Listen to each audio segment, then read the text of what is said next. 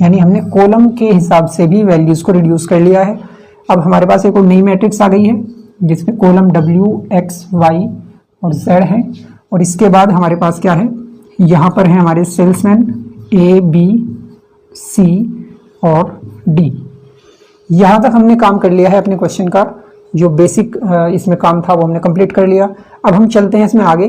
तो आगे के लिए हमें क्या करना होगा कि इसी टेबल को हम फिर से एक बार और लिख सकते हैं सेम इसी तरह से, लेकिन मैं आपको यहीं पर बता देता हूं कि हमें करना क्या है।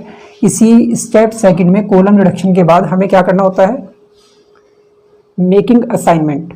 यानी असाइनमेंट जो कहा था उसने कि असाइनमेंट प्रॉब्लम हमारे सामने है कि किस तरीके से हम किसी भी एक जॉब को किसी सेल्समैन को अलॉट करें कि कॉस्ट हमारी मिनिमम हो और प्रॉफिट हमारा मैक्सिमम हो।